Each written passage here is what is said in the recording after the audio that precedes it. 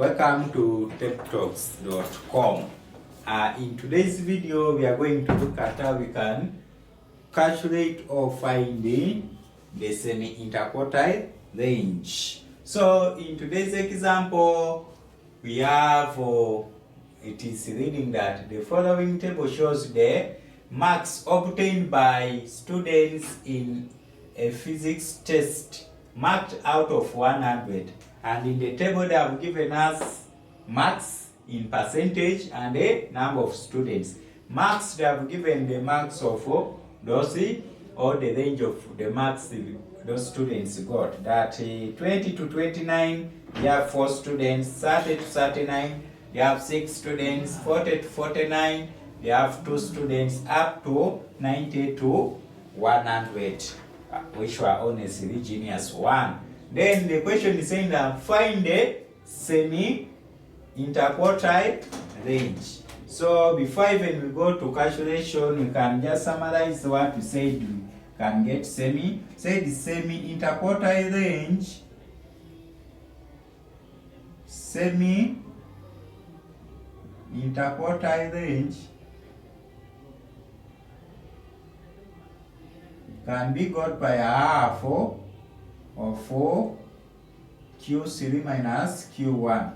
Can be got by half of quartile range. And then we know how to calculate a Q1, that is the lower quartile range, and the upper quartile range. What do we need now? We need the frequency distribution table. So our solution, we need frequency distribution table.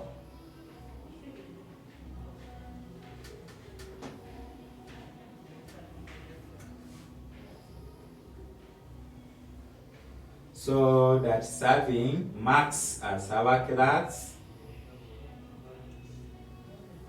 and we have from 20 to 29, 30 to 39, 40 to 49, 50 to 59, 60 to 69, 70 to 79,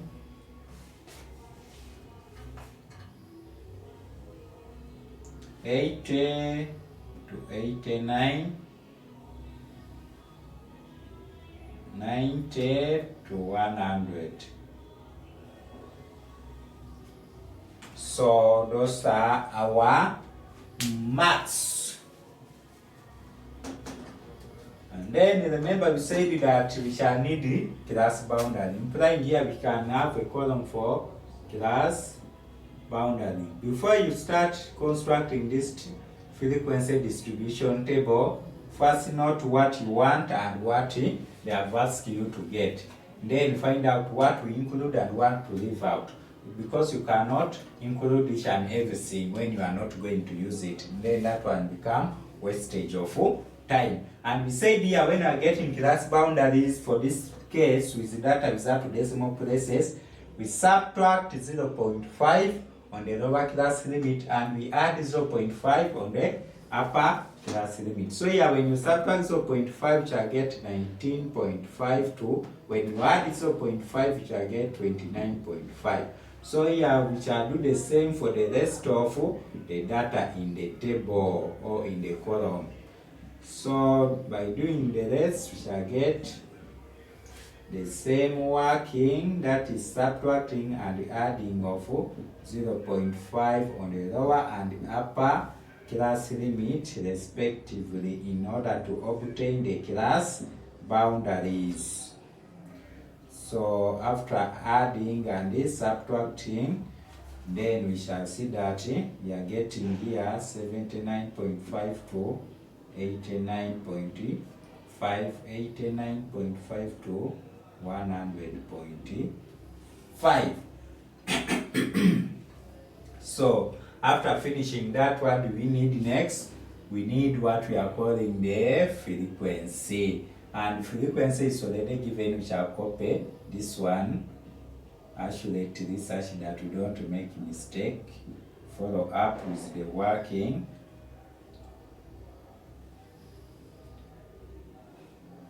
then our summation of f is 40 plus 6, 10, 10 plus 5, 15 plus 7, 22, 30, 4 plus 6, 10 plus 2, 12, plus this one 17, then plus 7 we have 14, then plus we have 24, plus 6 we have 32, 37, 40. So this one become 40. Then what do we need next? We need a column for cumulative frequency. We said cumulative frequency. The first cumulative frequency is the first class bound. First cumulative frequency is the first frequency, which is 4. Then to get the next cumulative frequency, we get the first cumulative frequency plus the second frequency to get the second cumulative frequency. So here we shall get 4 plus 6, we shall get 10, 10 plus 2, 12, 17, 24, 32, 37, 40. And say the last cumulative frequency must be equal to summation of f. Then after finishing that one, what do we need next? We need what we are calling the class width.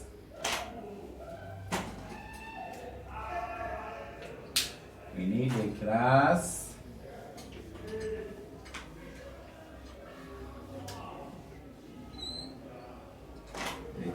width. That's what we want, the class width C. So we say to get the class width, we shall use class boundaries, that is subtracting the upper class boundary and the lower class boundary. So when we get 29.5 minus 19.5, we are getting 10. So you subtract for the rest of the classes, that is 10 if you subtract this one. So you shall find out that all of them, when you subtract, you will get 10. Class width is so 4. 10 apart from the last class boundary. So here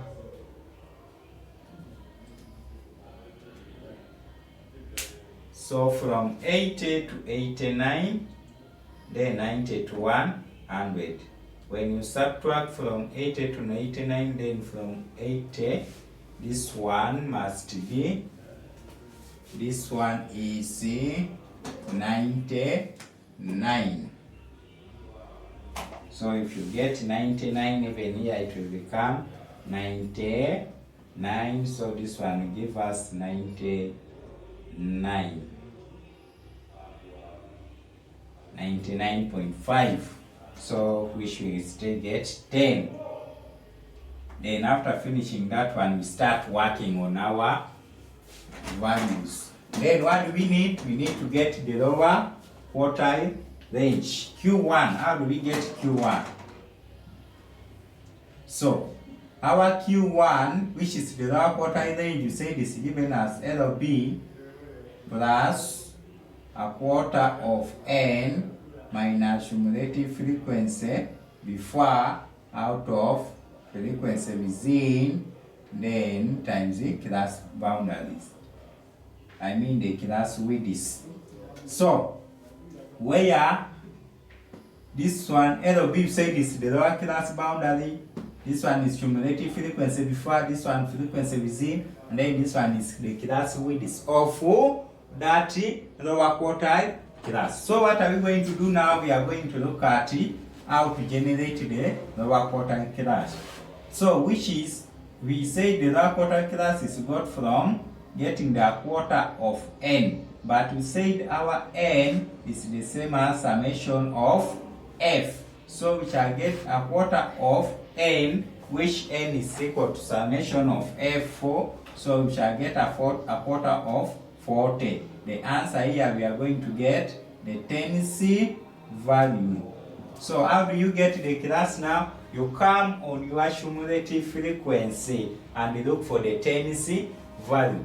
the value on the cumulative frequency column where you get 10 or that value above 10. Otherwise, you look for the value where you put 10 and it has no remainder. And when you put 10 in 4, which have remainder. But when you put 10 in 10, it will go without a remainder. So, implying that our value will be 10. And if you put 10 in 12, still it will go without a remainder, but you already have the first value, which is 10. So we take the first value.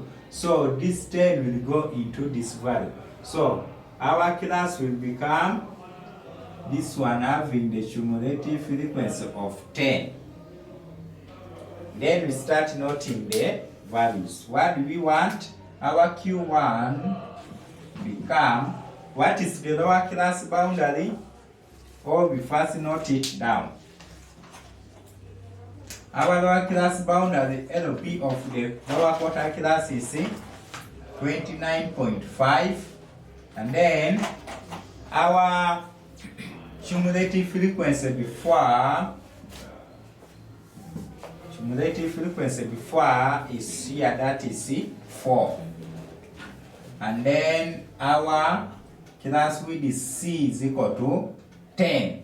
Then frequency within is, you come and delete frequency within is 6. So our Q1 equals to lower class boundary, that is 29.5 plus a quarter of 40 gave us 10, then minus cumulative frequency before, which is 4, then divide by frequency within, which is 6, then times 10. So the answer you are getting here when I use my calculator, here which I get 6 out of 6 times 10, that is 10, then plus this one, the answer we are getting will be 39.5.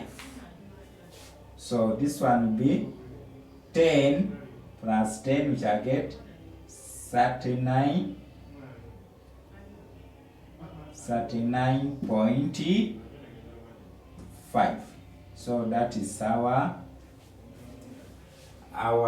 lower quartile. Then we shall go to Q3, that is the upper quartile, and it's got by LB plus 3 out of 4 of n minus cumulative frequency before, then divide by frequency within times the class width. Then we shall get 3 out of 4 times 40. This one, this value you are getting will give you the 30th value. That's the value which is there. So then if you get the 30th value, you come on your in your cumulative frequency table or column, cumulative frequency column, and then you identify the value which is equal to 32 and or greater, equal to or greater than 30. So that value is approximately this one, obviously. So this one will come our upper quartile class of the distribution. Then you start noting from that quartile class, you note the lower class boundary of that class. I'm going to calculate direct. Q3 equals to lower class boundary of this class is 69.5, and then plus 3/4 of this one gave us what we are calling 30, then minus cumulative frequency before is 24, and then divide by frequency within is 8. So times the class with this, which is 10. So our Q3 is equal to what? Calculate.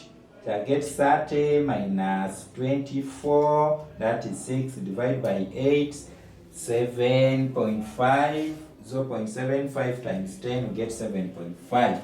So 7.5 plus 69.5, we get 77. So our Q3 becomes 77. But what do we need? We need semi-interquartile range, which equals to a half Q3 minus Q1. That's the formula, which equals to a half into 77 minus 39.5. So the answer you get here, 77 minus 39.5 divided by 2. The answer you're getting is 18.75. So the marks for semi-interquartile range is 18.75%. So that's how you get if you have space. So our semi-interquartile range is 18.75%. So that's how you are going to get it. So thank you for watching this video. Please subscribe to our TikTok channel.